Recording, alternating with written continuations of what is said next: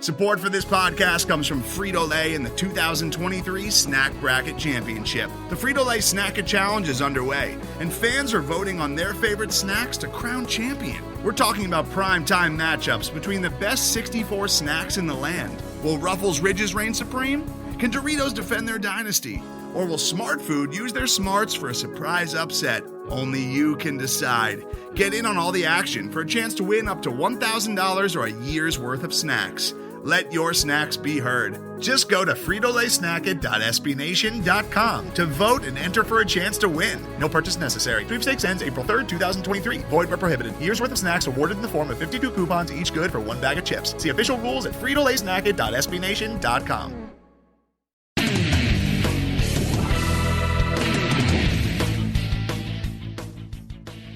Welcome to the 2017 Black and Gold Banneret Postseason Awards, our first annual Bannies, Eric Lopez. Here we go. You voted on it. The fans did. And we are going to give you the results here from our poll. You remember from our nomination show, we had all these nominees. That lasted an hour and a half. This one won't last more than about a half hour. So, but we're going to pass out these awards to everybody. Thanks to everybody who voted. Eric Lopez, I actually have all the results here. You do not know them. I'm going to read them off to you as they've come in. Wow, what a first of all, like I said, thanks to everyone who voted. I think you're going to be surprised with a few, probably not surprised with a few, maybe disappointed with a few, but the fans have spoken, Eric Lopez. They have, and I just hope for their sake that you have the right envelopes when you announce these. Of course. Yeah, well, now I have the right envelopes. No accounting firms were used in the production of this show. But we have 11 awards to get to. Again, wanted to thank a few people for helping us out with this. I especially wanted to thank, all the fans out there on Facebook, all the fans out there on Twitter who were sending out, who I was looking at especially all the folks out there on the UCFsports.com message board. And thanks to Brandon for being kind enough to allow us to encroach upon his digital real estate to help out our own cause. And all the fans that were out there, I think we got a pretty good response from everyone out there on the message board. So hope you guys enjoy this. Should be fun. Like we said, we're on a budget out here. We're not exactly, we don't have any actual hardware to pass out. Like, I don't know, maybe I'll print some certificates off on my printer and mail them in to UCF and just say, hey, care of the winner or whoever that is, just, get a thumbtack out and put it up on the wall or something. But you guys won this award, so congratulations. All right. As always, make sure you follow us at blackandgoldbanneret.com and on Facebook. Look us up on Twitter at UCF_Banneret. Look me up at Jeff_Sharon and Eric at Eric Lopez Elo.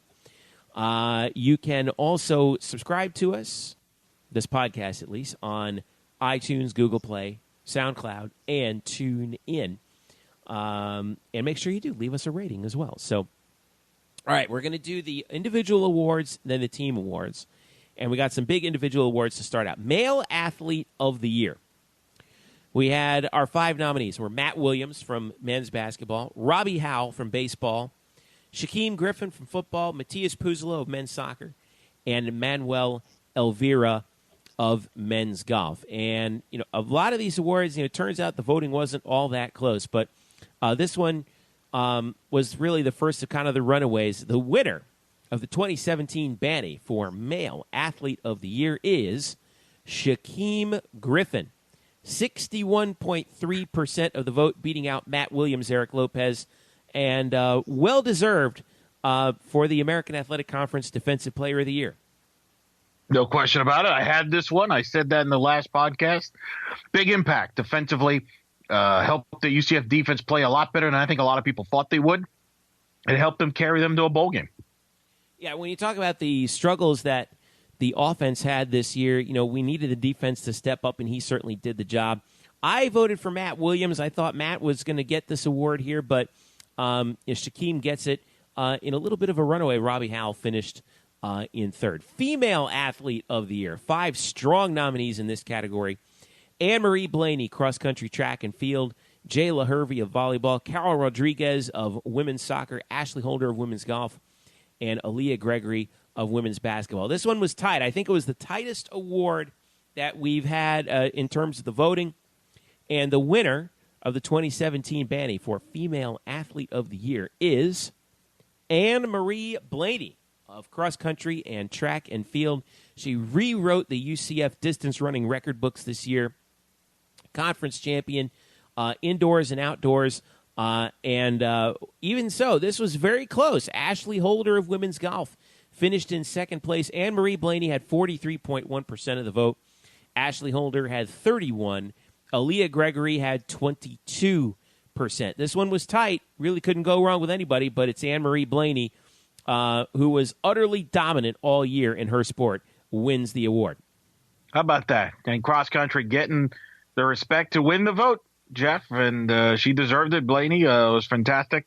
It's really in a strong field for Female Athlete of the Year, very deep with a lot of options. And but yeah, I mean, she kind of set the bar super high in cross country. What a year for Anne Marie. So congratulations to her. All right. Coach of the Year. This one, we could have had as many as 8 or 9 nominees, I think, but we had to pare it down to 5. We have Johnny Dawkins of men's basketball. Coach Abe, Katie Abrahamson Henderson of women's basketball. Greg Lovelady of baseball. 3 first-year coaches right there. Emily Marin of women's golf, conference champion. And another first-year head coach, John Roddick of men's tennis. Boy, this one was really tough. We didn't even have Scott Frost in here. We didn't even have. I mean, my goodness, what a tough award category this was this year. Credit to Danny White for this. I guess he would win Executive of the Year, right? But yeah. Our Coach of the Year award winner for 2017 is Johnny Dawkins, UCF men's basketball. And I was rather stunned at the margin by which he won it. Johnny won 75.8% of the vote, Eric Lopez. Well, it tells you the impact that the basketball year had on a lot of people, and I think the impact Johnny had on a lot of people. Remember, when the season started, people wondered if they could get to maybe even 500 on the season, let alone an NIT berth and a deep run into the NIT, into the Final Four.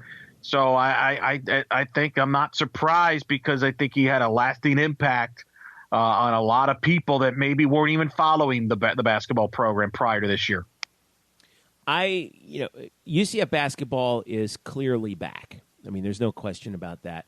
And that's credit to Coach Abe as well as Johnny Dawkins, because they both had 20-win seasons. They both made it to the NIT, and the future is bright. Now the expectation game starts for both those squads, right? Yeah, that'll be the bigger storylines going into the fall and the spring, obviously in the new year. So congratulations to Coach Dawkins for our Coach of the Year award. Greg Lovelady finished in second place, by the way, at 14.5%. All right, some individual awards that we're going to call these gender neutral, but Comeback Athlete of the Year. We got Comeback, Breakout, Newcomer, Athletes of the Year. And I love each of these categories because they all have kind of their own flavor. Comeback athlete, somebody who overcame a lot of adversity. Maybe there was a bad injury. Didn't really see much of them last year, but this year they come back and they make things happen and help their team to achieve new heights.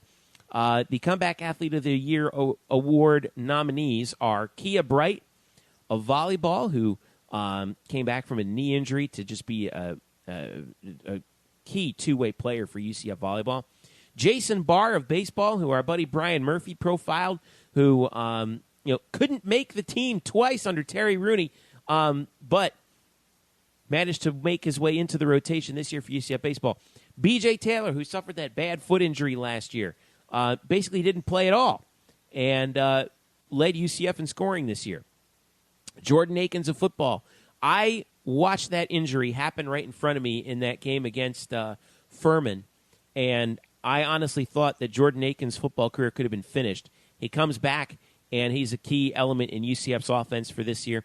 And then Kyle Marsh of baseball, who also suffered an injury and came back after surgery this year to do big things for UCF baseball. This was, I think, the tightest vote of them all in terms of margin.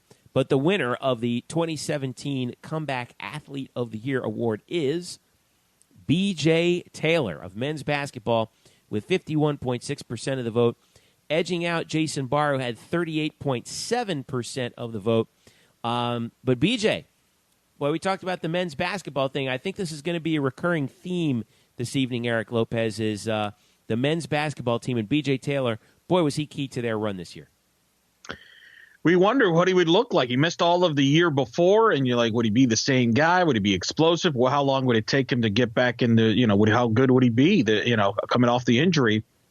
And, boy, he was legit. I mean, I don't think there's a question that he's one of the big reasons why, UCF had the success they had this year, and I don't think they would have, considering the lack of depth, in particular in the point guard position. I mean, they struggled a little bit when he was out during the non-conference portion of the season, late there. So they kind of had to scramble some things. So unbelievable.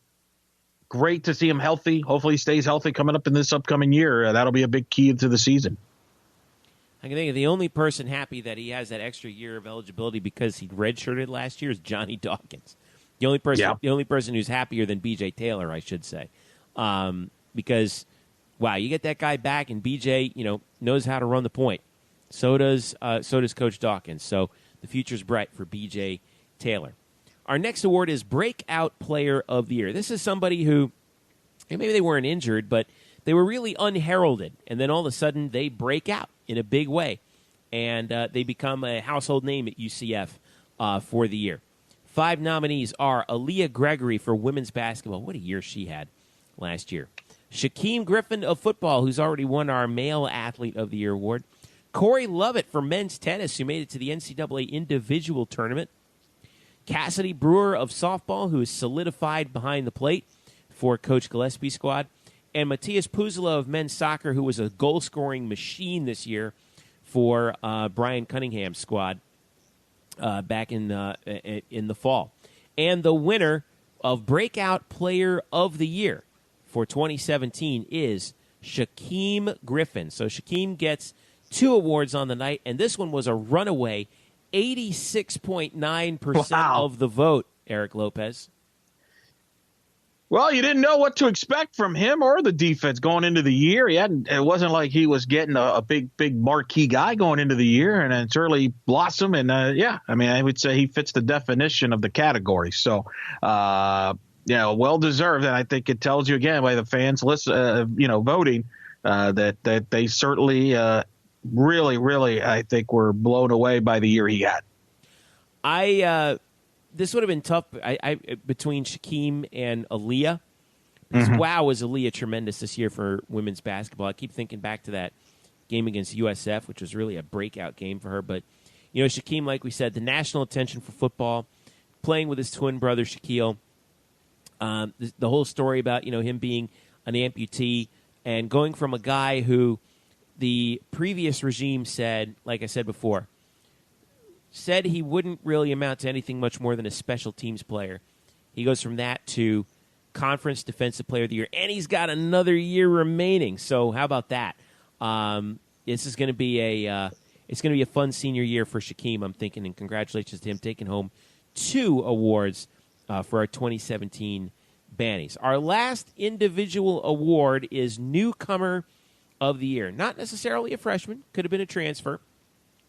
But this is an athlete who, like we said, new person on campus, they get things done in a hurry and move themselves into the UCF consciousness pretty quickly. So we had 2 baseball players at the top, Rylan Thomas and Joe Sheridan.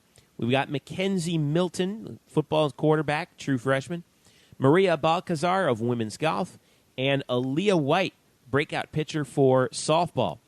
And the winner of the 2017 Newcomer of the Year award is Joe Sheridan, pitcher for UCF baseball, with 57.4% of the vote. His teammate Rylan Thomas, by the way, finished in second with 31% of the vote. So between the two of them, they had 89% of all votes for Newcomer of the Year. But Joe Sheridan takes the hardware, Eric Lopez. Had a heck of a year. I wondered if the two of them would just kind of cancel each other out. And, but Sheridan was fantastic. He won that final game of the regular season, beating USF to clinch the regular season title, got sick, didn't pitch in the conference tournament, didn't pitch in the NCAA tournament. You wonder if he was healthy, maybe the impact he could have made in the postseason, but had a heck of a year, I think, and he'll be kind of a big part of the plans moving forward next year to carry that program. We have two freshman pitchers this year, I think, that both softball and baseball can certainly are pleased moving forward with obviously Sheridan at baseball, and then, of course, Aaliyah White in softball, who was also a candidate in this category that I actually picked. We talked with Brian Murphy last week on the show, and we talked about, the cupboard's going to be pretty bare coming back next year with all the guys who were drafted. We mentioned Jason Barr, who was drafted, along with some of the other guys. A lot of seniors going by the wayside for UCF baseball.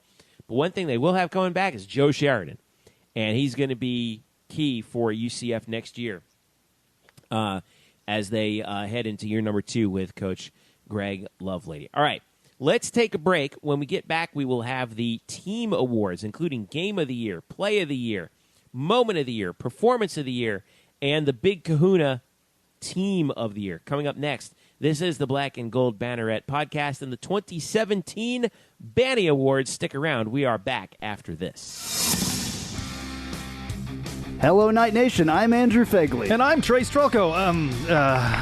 Where are we? This isn't our usual spot. It looks like we've landed in the Black and Gold Banneret Podcast. Oh, yeah. I've heard of those guys. You know, Nightline has UCF sports covered. Week in and week out, we bring you interviews with newsmakers and in-depth analysis of UCF sports. Subscribe to our weekly podcast on iTunes, SoundCloud, Stitcher, or wherever you get your podcasts. Be sure to subscribe to Nightline on YouTube, like us on Facebook, and follow us on Twitter at UCF_Nightline. Trace, can we go back to the 1148 studios now and start working on our next all-new Nightline? How do we get out of here? Go Knights! Charge on. Now back to you guys in the Black and Gold Banneret Podcast. Welcome back to the 2017 Bannies Awards, voted on by you, the fan. I am Jeff Sharon, along with Eric Lopez, and this is basically like our last show before we head into the summer. We're going to have some updates for you on our summer plans here once we finish up with the awards, but I think you're really going to like what we have to present to you. But we got 5 more awards to go. It's our team awards. And we are going to start with the Game of the Year. We had, this is just individual game or event that we're just going to be talking about and putting on replay. 5 nominees are the men's golf team at the NCAA Murfreesboro Regional, where they finished in first place, won the regional outright en route to the NCAA championships. The women's golf team winning the American Athletic Conference tournament in back of a spectacular individual performance once again by Ashley Holder. She won the individual championship as well, and UCF clinched the War on I-4 trophy as well in that tournament.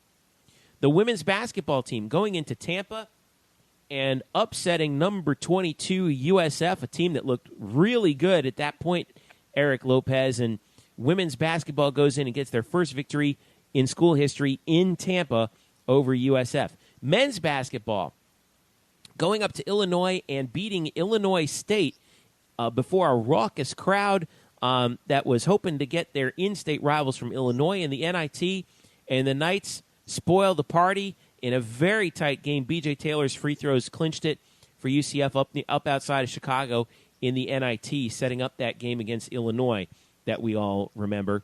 And the baseball comeback against ECU when they were trailing 7-1, and they beat ECU 8-7 in extra innings, and that game really ignited UCF's run to the American Athletic Conference regular season baseball championship. The winner, with 80.7% of the vote, men's basketball, shocking Illinois State in the NIT. Eric Lopez, I was a little surprised by this one, to be honest with you, about the margin. The power of basketball. I mean, that was a game where they dug themselves a hole down double digits, and coming back, the thrilling finish, and then finding out that, hey, by winning that game, you're going to host the NIT game, which turned out to be Illinois because Illinois couldn't host. I I think that, it was an ESPN game. It was a Monday night. It was on ESPN.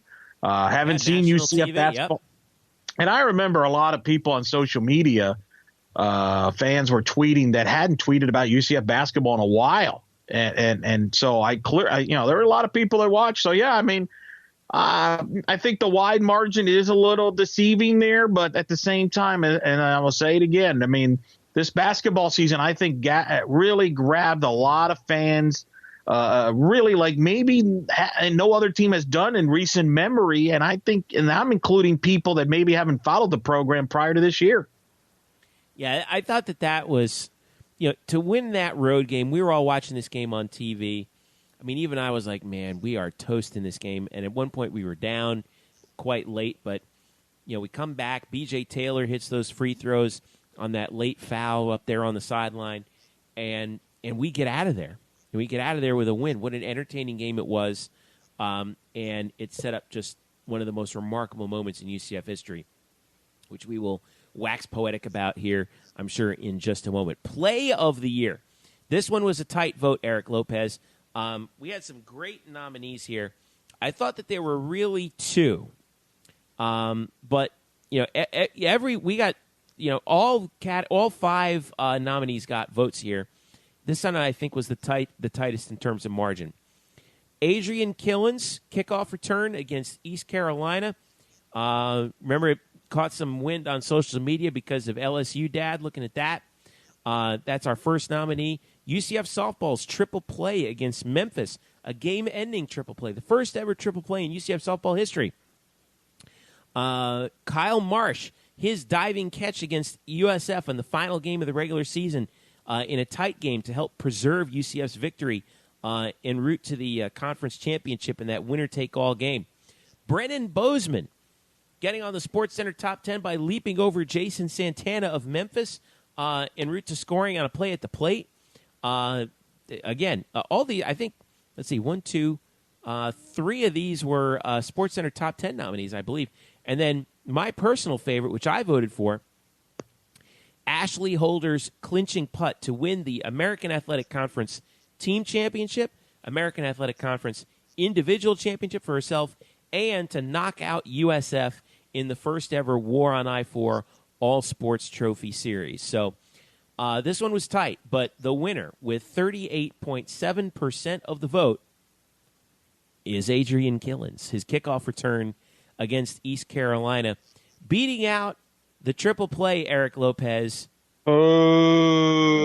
which had a very tight 30.7% of the vote. It was tight, Eric, but Adrian Killens gets it. With respect, Adrian Killens. Great play, fun play, exciting play. I would think, right? I think we all think Adrian Killens is going to make even more great plays, right, moving forward. It wasn't anything extraordinary that we haven't seen other players do before. It was a great play. I think hopefully we'll see more of it. I know this. I have never seen, prior to this year, a game end on a triple play. Not in baseball, not in softball. I'm not even talking about UCF. I'm talking in any form of baseball and softball you want to throw in there. Never seen a triple play end the game. Triple plays are hard in general. You don't see triple plays hardly ever in games to begin with. UCF softball turned in a triple play that ended the game to win the series in a situation where it was bases loaded and nobody out. It was a 4-run game. Are you kidding me? That is the clear play of the year. The fans dropped this one, or either that, or your envelope got confused with someone else, or we got a hanging chat. I want a recount. I can't believe it. I have no known connections to the Russians. They did not hack the vote. Are you sure? Okay. I think LSU Dad had something to do with this. Well, there's definitely a possibility of that. I mean, that guy was all over social media after that play. I mean, it was I remember Mark had him on his show to talk about. Jeez. Yeah, that's probably a good campaign, but that's the one I have to defend the girls on that one. That was an incredible play, and I don't know if we'll ever see anything like that ever again. Like, I dare you to find that the next time that go ahead and reach out to me on Twitter where, hey, I just saw this triple play to end the game. Go, okay, let me know. I'm going to be waiting for a while. Well, it was tight. This actually was the tightest vote in terms of by the way, under 8% margin. Go ahead. It was the first triple play in the history of the program. I mean, for all we know, the next time that a triple play is turned by baseball or softball to end the game, I mean, Twitter would probably be outdated by then. I mean, that's my prediction. We might be gone. Who knows? And we both will definitely be gone. Somebody else will be hosting this program the next time that happens, probably. Congrats to Adrian Killens for he needed every bit of his speed to outrun the UCF softball triple play for play of the year. You were just waiting for that one, weren't you? You were just waiting. Look at you. Let's go to moment of the year. This was a truly captivating moment. It could have happened in a game or over the course of a season, but or over the course of a day, but just something that made us really stand up and cheer. 5 nominees are baseball clinching the American Athletic Conference regular season title at home by beating USF in the rubber game of a season-ending 3-game set. Wow, what a moment that was for Greg Lovelady and his team. Zy Lewis becoming UCF's all-time leader in three-pointers by either a male or a female player for women's basketball. Rowing, sweeping every race en route to the American Athletic Conference title for the 3rd consecutive year, and again a berth in the NCAAs. Becky Kramer's squad just dominant out in Sarasota on that particular day, sweeping every award.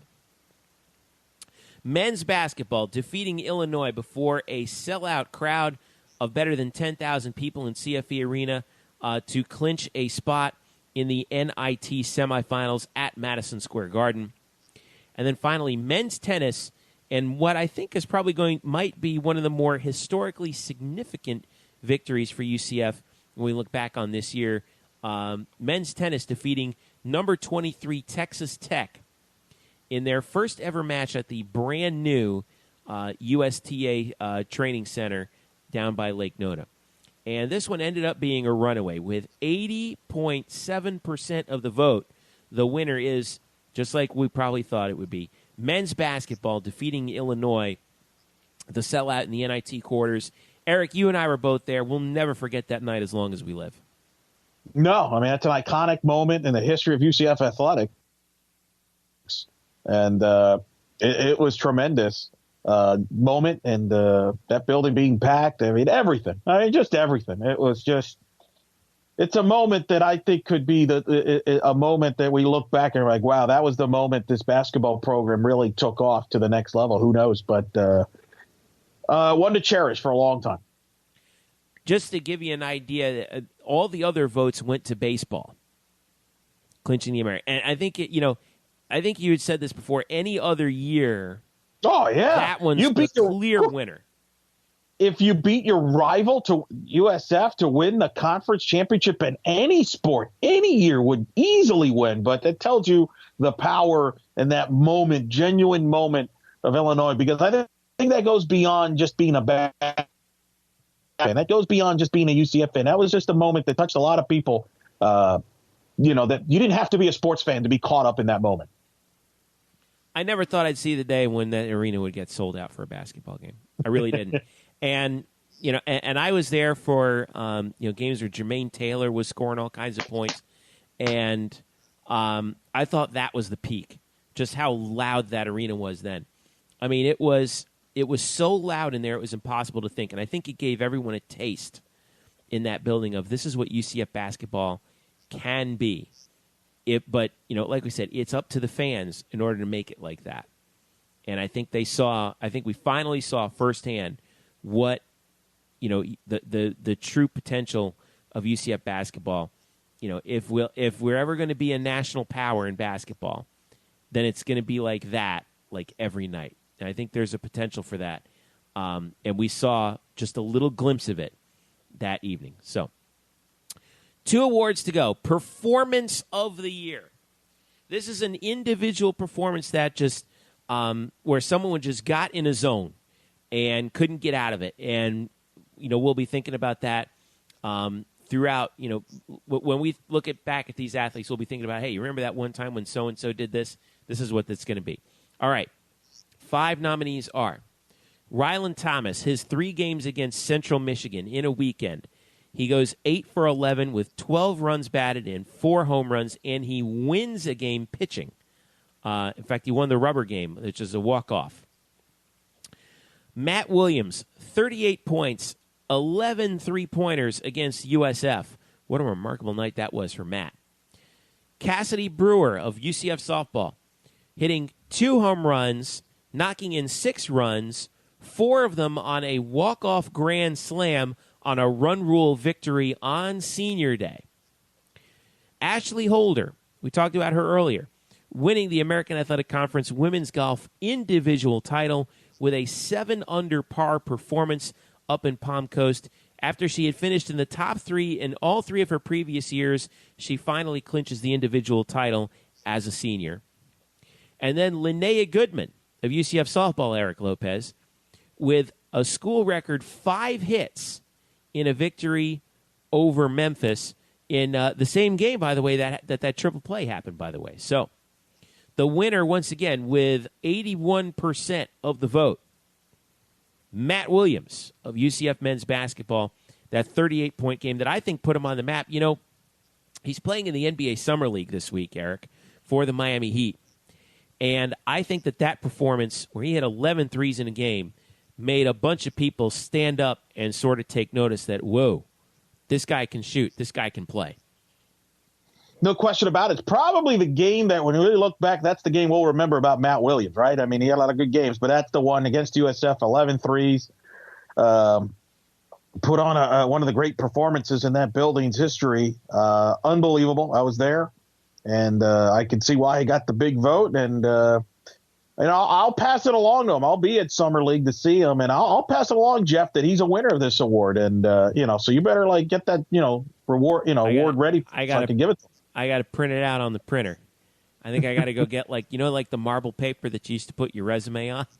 That's right. Get that, maybe we'll put I got to sign it, and then I got to give you to sign it. Yep. So I don't know how we're going to pull this off, but we're going to figure this out. I promise. All right. So that's our performance of the year. And now we go to the big award. This is it. This is your album of the year. If you're the Grammys, this is the Best Picture if it's the Oscars. This is the big award now. Team of the Year. Our 5 nominees are men's basketball, 20-plus wins, NIT semifinal performance in the postseason. Women's basketball, also under a first-year coach, 20-win season and a trip to the NIT, and a win over ranked USF on the road. Women's golf, winning the Team American Athletic Conference Championship, winning the Individual American Athletic Conference Championship, and going to the NCAAs. Baseball, a 40-win season under a first-year head coach, one of the best pitching staffs in the country, and they go to the NCAAs as well. And finally, rowing, sweeping the American Athletic Conference Championship and having their best finish ever in the NCAAs in program history. And the winner of the 2017 Bannies Award for UCF Team of the Year is men's basketball. And this was in a runaway, 85.7% of the vote. Johnny Dawkins' squad is the Team of the Year. And I think it just goes to show you exactly what you were talking about earlier, Eric. UCF basketball is back with a vengeance. And it showed this year for the men's team as they made it all the way to Madison Square Garden, the NIT semis. I was so sad that they don't have the consolation game in the NIT anymore, because I would have loved to have seen us take the floor one more time in the Garden. But, wow. We talked about the big wins. The victory over Cincinnati when they were ranked at home. The big blowout win over USF. We talked about it started with that tournament out in Charleston, where they made a run to the championship, lost to the defending national champs from Villanova. But the run in the NIT, the win over Illinois State, the win over Illinois, and then getting to the Garden. What a year for UCF men's basketball. Well deserved. Amazing, and not a surprise they win this award. You look back at UCF this athletic year, they are the ones, they're the poster boy, they are the ones that they'll be remembered by most by the fans. And the year they had, Johnny Dawkins' first year with the limitations and scholarship players on the roster, and people wondered if they'd be a 500 team. And not only that, they were very good in conference. They crushed Memphis, remember, in the conference tournament quarterfinals to get to the semifinals. It was nice to see. And good win against Cincinnati at home in the regular season with the fans storming. Little did we know that we would see something even bigger down the road when UCF hosted the NIT quarterfinal game and knocked off Illinois to get to New York. An amazing year for the men's basketball program, which sets up maybe the most anticipated basketball season in the history of that program coming up. But, it's a year that I think really touched a lot of people that maybe weren't even UCF basketball fans going into the year, that they're now all of a sudden are UCF basketball fans. I really hope so. And I do think when we look back on the 2016-2017 year, it was the year of the return of basketball. Not since we were students, Eric, did we have I take that back. I think it wasn't since the end of the Jermaine Taylor era, the very beginning of the Joy Williams era, where we saw UCF basketball on both the men's and the women's side simultaneously achieve the heights that they have. And in this case, with both of them making the NIT the same year, we've never seen that before.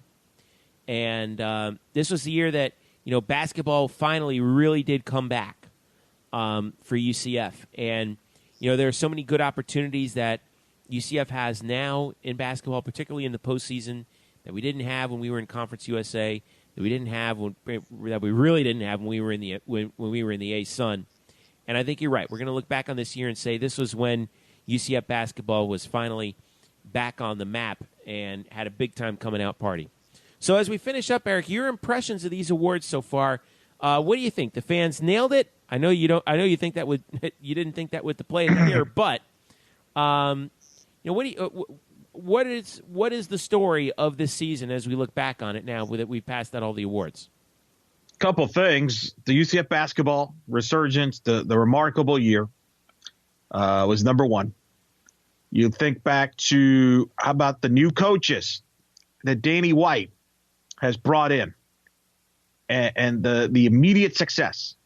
We focus a lot on Dawkins, Greg Lovelady in baseball, obviously Coach Abe women's basketball, Scott Frost obviously going to the bowl game in football, John Roddick turning a men's tennis program that hadn't been to the tournament since 2005 and got them to the NCAA tournament. And one of the things too, this was the first year the I-4 trophy that they had, one for the football game and one for the all-around sports trophy, which UCF dominated. And the interesting factor, Jeff, and this is interesting because this news has broken, in recently here. Think about this: UCF beating USF in all-around sports. Let's talk about the hires that Danny White has come in. And right now, look at the program. We got football. Scott Frost will be entering his second year. Johnny Dawkins, men's basketball, entering his second year. Women's basketball, Coach Abe entering her second year. Good vibes, right? You've got Greg Lovelady will be entering his second year in baseball. Everybody's feeling pretty good there. You got a new men's soccer coach that, we'll see how that goes. In contrast, Jeff, think about this. USF has lost Willie Taggart, who went to Oregon. Mm-hmm. Their men's soccer coach, George Kiefer, remember, USF's very good at men's soccer, left for NC State. Matt Hill of men's tennis, we know how good they've been, okay? Yeah. They beat UCF in the conference championship. He left to go to Arizona State to restart the tennis program. And the most recent one, Mark Kingston, the baseball coach, who's leaving to go to South Carolina. Think about that for a second. The contrast in the two programs right now, USF having a hard time keeping good coaches because they're bolting for better opportunities. And certainly you won, like Mark Kingston did a remarkable job with that baseball program. I mean, that program hadn't been to the NCAA tournament in 13 years, and he's kind of righted the ship, and now he's gone to South Carolina quickly. And you look at UCF and the quick turnarounds they have in all those sports. Well, now USF's got to restart in some of these sports. It's a fascinating contrast of where both of those institutions right now are at. Doesn't mean USF can't be successful. I know a lot of people feel that Charlie Strong will do a good job in football, and we'll see what they do in baseball and all that. But it was fascinating, just a fascinating of contrast this year with all the new stuff with UCF and the new coaches bringing excitement to their teams. And you look at USF, they had some success, but now their coaches have left and bolted, and now there's questions about what that means for those programs over there. So that's another interesting thing that I will remember from this year. It was the big reset for UCF, and I think you're seeing that right now. What you're talking about, Eric, is we've seen like the hires really come to fruition. I'd say the fact that, for example, you talk about the new coaches here at UCF, the fact that Scott Frost, with the premier athletic program on the campus, took an 0-12 team to 6-7 in a bowl game, basically 500 record in a bowl game. And his performance, in our estimation, was not good enough to be even nominated for Coach of the Year. How about Becky Kramer? Yeah, and Becky Kramer also. Yeah, you're absolutely right. And I mean, it's amazing what has happened here at UCF, this renaissance that we've seen in the past year. And it's a credit to Danny White. It's a credit to the coaches. It's a credit to the players. And it's a credit to all the support staff, everybody, the trainers, the student managers, the assistant coaches, who we see all the time. The hardest working people in college athletics is your assistant coaches, man. It just doesn't happen without them, with all sports. And they never get enough credit. None of them in any sports ever get enough credit. The unsung heroes of UCF athletics, that's, those are the people who, you and I have, mingled with on a, quite often, day to day. And wow, it's a tribute to them. And so we want to congratulate all the teams, all the coaches, all the players, and everyone on a fantastic 2016-2017 season. And here's to 2017-2018, which Eric Lopez will be starting, less than 2 months away, right? Women's soccer. Oh, hallelujah. Let's get that clock down, right? UCF women's soccer gets going. I'm going to pull this up right here. Women's soccer, I think their schedule is already up, and they're the first event. August the 9th, Wednesday, August the 9th, they have an exhibition at the University of Miami. Their first regular season game is, then they have a home exhibition August the 12th. Their first regular season game, August the 18th at South Carolina. Their first home game, August 20th, that's a Sunday, against Stetson. That starts the UCF athletic season for 2017-2018, and that's less than 60 days away. Absolutely. And by the way, I mentioned the USF coaching changes. That's happened over the last calendar year, 300 some days. Right. Not necessarily this just recently. So I want to clarify that. But still, you get the point of the turnover that they have had over there. But yeah, I mean, it's going to be an interesting year. Women's soccer, you mentioned that schedule. North Carolina comes here, ladies and gentlemen, to Orlando. That's arguably the premier women's soccer program that there is. Ever. Absolutely. So that will be cool to see North Carolina come with Coach Sahadak. Then obviously women's volleyball season will be, we'll have that schedule out soon, I'm sure. And they'll big Coach Dagenet and company.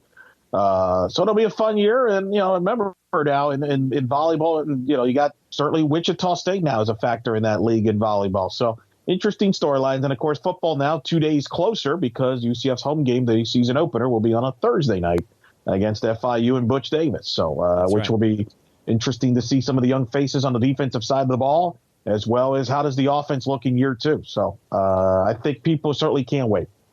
So this will be fun. All right. So as we finish up here for the 2017 Bannies, we're going to talk to you a little bit about what we have coming up for the summer, and then what we will have coming up heading into the fall. So, like I said, if anything big goes down, we'll have an emergency podcast for you. We're heading toward the lull part of the year. I know that you got vacation coming up. I know I got vacation coming up. But what we're going to do here for you, the fan, is something a little special. So we are going to start, we're going to do the Black and Gold Banneret Podcast Summer Sessions. And the Summer Sessions, basically, we're going to have just a series of half-hour shows come out periodically where it's just a Q&A, an interview between us and someone from UCF athletic past. It could be a former athlete, it could be a former coach, could be former administrators, just somebody who, kind of like a where are they now, if you will. And actually, I think we can announce this now, right, Eric? We have the first 2 in the bag. Wow. Boom. Just like that. So we're going to, so we'll have those for you. Now, we're not going to announce who they are right away. It's going to be a secret until the podcast comes out. So, but trust me. Marquee names from the past in respect to the respective sports. Put it to that way. Yeah, we will have some serious marquee firepower this summer. We've already got a couple in the bag, and we got a few more coming as well. So, and then after that, it's going to be fall sports preview time. Because before you know, before we know it, because women's soccer is going to be starting in August. Men's soccer also, we're going to have a new first-year head coach, like you said. Volleyball is going to be starting up soon, and football, hoping to get Coach Frost maybe as well. So it's going to be, it's going to be a little bit of a time off for us, but it is still going to be a busy, busy summer for us here at the Black and Gold Banneret Podcast, and we want to thank you, the fan, not just for voting for the 2017 Bannies, but for listening to us throughout the year. And next year, hey, let's tell your friends about the podcast. We really appreciate it. And we have a bunch of people to thank as we finish up here as well. Wanted to thank all the folks who've had us on as guests to help promote the website and the podcast. Eric Casilius, of course, who's done, has had me on a number of times. We talked about how great it's been with Jerry O'Neill and Mike Tuck helping us out. We've talked about how, we also want to thank especially a big, huge thank you goes out to the communication staff, the athletic communication staff at UCF for all the hard work that they do. These folks it doesn't happen without them. All right. And the people that we want to thank, I want to thank them all by name. Of course, Andy Seeley, Dan Forcella, Megan Herboth, Nate Blythe, Bill Morrison, Bridget Gale. I want to thank Chip Fontanazza as well, the multimedia manager, for just all their help and insight and giving us the opportunity to do this podcast for you. Because, without those folks, it just doesn't happen. Thanks to all the coaches. Thanks to all the players who are so generous with their time and their attention. And we can't thank them enough. Am I missing anyone, Eric Lopez? Well, we got to thank the listeners, right? You got to thank the listeners. Got about all the guests that we had. What a year we had, and that's the thing. We've had a bunch of guests, outside in our media circles too. Eric Lopez, everyone from Haley Outen from the American Athletic Conference. We've had Mike O'Donnell on. We had Taylor Young on.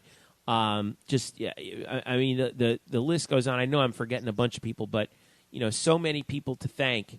A lot of coaches we had on during the year. Mm-hmm. Yeah. So, and it was cool. I mean, I think it's, and that was what kind of we set up to do here, kind of take you to some places that maybe no one else has. And certainly that's a lot of fun. And we hopefully hope to do that again in the upcoming year and as well. And as Jeff mentioned, we're not going away. I mean, there's still going to be content coming out. We got 2 major guests coming up.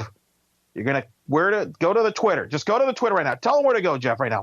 Tell them the instructions. Go to UCF_Banneret, UCF_Banneret on Twitter. And, of course, you can follow me at Jeff_Sharon and follow Eric at Eric Lopez Elo. And actually, you can see there, I will be in Summer League, as Jeff mentioned, trying to see Matt Williams there with the Miami Heat in the Summer League. And if Jeff kind of gets everything finalized, I'll present him with the award. Exactly. I got to get the printer working. Because I know that's going to be the moment of, really, that's going to be the defining moment of his life. And it'll be emotional for him, to be honest. I might have to wait till his run at the Summer League's over before. If I present this too early in the week, it might throw him off. It might I don't want too much of a distraction. It's absolutely. Yeah. So maybe I'll wait till the end of the week. So, right, exactly. So, yeah, we'll hold off on that till the end of the week. In the meantime, fans, we thank you so much for listening to us this year. Again, follow us as well as on Twitter at UCF_Banneret. Follow us on Facebook. Just look up Black and Gold Banneret. Make sure you like us there so you can keep track of us and updated and all that. blackandgoldbanneret.com is the website where I've actually got a couple more things that are up there. Actually wrote a little column on the Donald DeLahaye situation just recently. And most importantly, make sure you subscribe to this podcast for our Black and Gold Banneret summer sessions. Just search for Black and Gold Banneret. You can look us up on iTunes, Google Play, SoundCloud, and TuneIn, of course. Subscribe to us. Leave us a rating. Tell us what you think. Give us a couple stars on iTunes. And tell your friends. Tell your UCF friends that are out there that are listening. They're looking for a good UCF podcast. Make sure that you hit them up, and also hit up our friends with a UCF Nightline. And thanks to Trace and Andrew who've had us on before as well, and actually helped to give us the idea for this podcast. Hey, we're all lucky here that if you're UCF fans, you have two great podcasts to choose from, and we thank you for choosing us and listening to us and allowing us to take up some of your data on your phone and your time. On your commutes, I'm sure. I will make sure we repay Trace and Andrew by beating them head-to-head at our football little contest in the fall. So that's right. That's going to be fun. All right, Trace and Andrew, are you listening? Trace and Andrew, I know you're listening. Get ready, my friends. Do your homework. We're coming for you. Contest a couple months away. All right, that'll do it for us for the 2017 Bannies Awards. For Eric Lopez, my name is Jeff Sharon. Thank you so much for listening. This has been the Black and Gold Banneret Podcast. Make sure you stick around with us because starting next week, summer sessions are on the way. Thank you so much for listening. Have a great summer. Go Knights.